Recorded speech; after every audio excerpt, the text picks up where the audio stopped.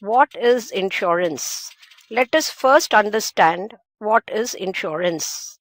Insurance is a mechanism whereby the insurance company organizes the process by which the unfortunate few who suffer losses share the burden with many who are exposed to risk of similar losses.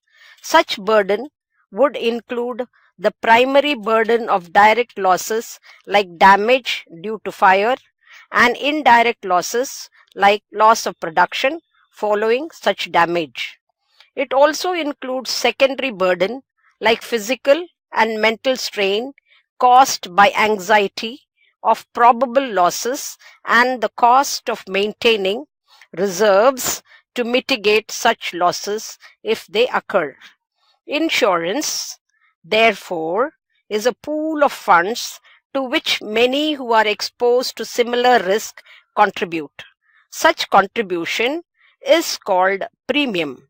If anyone who has made such contribution suffers monetary loss because of such risk, that person recovers such loss from the pool. This recovery is called claim. Why insurance? As we discussed, the purpose of insurance is to make good the financial losses suffered by the insured due to loss or damage to assets having some economic value owned by him. Imagine there is no insurance. In that scenario, no one would risk investing huge amounts of money by way of capital into industries, infrastructure, etc., for fear that if the assets created by such investment are lost or damaged due to any risk they are exposed to, like, say, fire, earthquake, etc., their entire investment would be lost. Because insurance provides financial protection in the event of such losses, entrepreneurs come forward to invest in various enterprises. Insurance, therefore, guarantees investment and is thus a facilitator of economic growth. Is insurance a contract? We all know that a valid and legally binding contract has to have the following: offer and acceptance, consideration, mutual agreement, legally known as consensus ad idem, meaning all parties involved are of the same understanding of the issues involved, legal competency of each party to the contract. Like any other contract, insurance contracts are also subject to these prerequisites. Offer happens when a person interested in taking insurance makes an offer to the insurance company by providing details in forms prescribed for this purpose.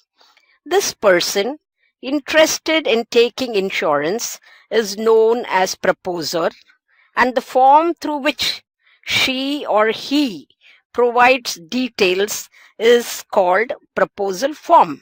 Acceptance occurs when, after going through the contents in the proposal form and analyzing the same, the insurance company accepts the proposal and provides the proposer with the terms of insurance, like what are all covered, known as scope of cover, what are not covered, called exclusions, amount of premium payable, other conditions of insurance, etc. Consideration is the premium paid.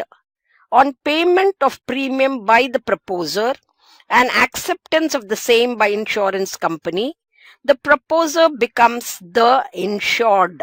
Agreement between parties, consensus ad idem, is achieved through contents of the proposal and policy wordings.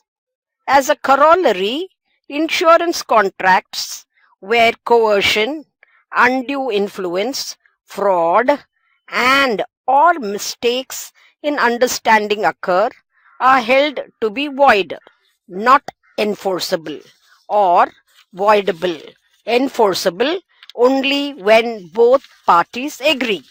Legal competencies of parties like proposer being a major and legality of the contract being enforceable in law as it prevails also apply. For instance, a robber cannot insure his booty for the risk of being caught, nor can a smuggler insure the smuggled goods. How is insurance contract different from other contracts?